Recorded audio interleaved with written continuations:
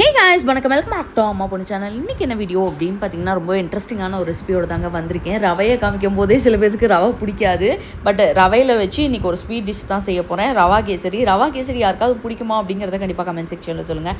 நான் பார்த்தீங்கன்னா இதை ரொம்ப குயிக்காக வேறு மெத்தடில் செஞ்சுருக்கேன். இப்போ வாங்க ரெசிபிக்குள்ளே போயிடலாம். 5 ஸ்பூன் நெய் வச்சு எப்படி குயிக்காக செய்யலாம் அப்படிங்கிறதான் உங்களுக்கு காமிச்சிருக்கேன்.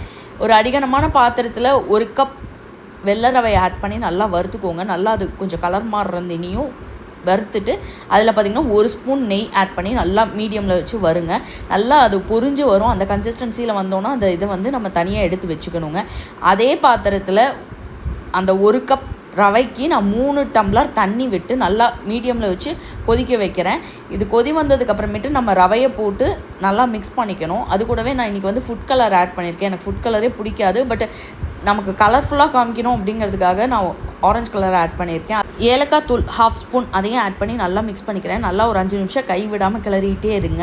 இந்த சைட் பார்த்திங்கன்னா ஒரு பேன் வச்சு 1.5 டீஸ்பூன் நெய் ஆட் பண்ணி முந்திரி பருப்பு, திராட்சை, உங்ககிட்ட இருக்க நட்ஸ் எல்லாம் போட்டு நல்லா கோல்டன் ப்ரௌன் ஆனோன்னு அதையும் தனியாக எடுத்து வச்சுக்கோங்க. இப்போ மெயினான கண்டென்ட் ரவையில் பார்த்திங்கன்னா 1 கப் ஒயிட் சுகர் தான் ஆட் பண்ணியிருக்கேன். ஒயிட் சுகர் ஆட் பண்ணால் தான் டேஸ்ட்டாக இருந்தது. அதனால் 1 கப் ஆட் பண்ணியிருக்கேன். குழந்தைங்களுக்கு கொடுக்குறீங்க, நீங்கள் அதிகமாக ஸ்வீட் சாப்பிட மாட்டீங்க அப்படின்னா 1/2 கப் போடுங்க. அதையும் நான் சொல்லிடுறேன். நான் 1 கப் போட்டு ரொம்ப தித்திப்பாக இருந்தது, செம டேஸ்ட்டாக இருந்தது. இதை போட்டோன்னே நமக்கு பார்த்திங்கன்னா நல்லா இலகி வரும். நல்லா ஒரு 5 மினிட்ஸ் கை விளராமல் கிளறிக்கிட்டே இருக்க வேண்டியது தாங்க மெயினாக. அதுக்கப்புறம் நம்ம எடுத்து வச்சுருக்க நட்ஸை போட்டு நல்லா மிக்ஸ் பண்ண வேண்டியது தான். கடைசியாக இறக்கிறதுக்கு முன்னாடி 1 ஸ்பூன் நெய் ஆட் பண்ணுங்கள்.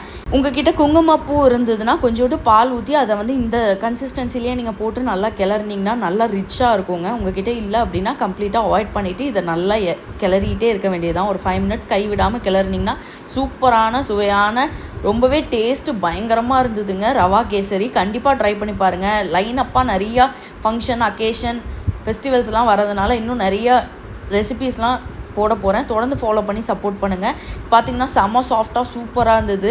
கேசரி அன்றைக்கி சாப்பிட்றத விட அடுத்த நாள் மறுபடியும் ப்ரீ ஹீட் பண்ணி சாப்பிட்றது ரொம்பவே டேஸ்ட்டாக இருக்கும். இது மாதிரி யாராவது பண்ணியிருக்கீங்களா அப்படிங்கிறத கண்டிப்பாக கமெண்ட் செக்ஷனில் சொல்லுங்கள். இன்னொரு இன்ட்ரெஸ்டிங் வீடியோவில் கூடிய சீக்கிரமே சந்திக்க வரேன். Thank you so much. Bye bye. இன்னொரு வீடியோவில் பார்க்கலாம்.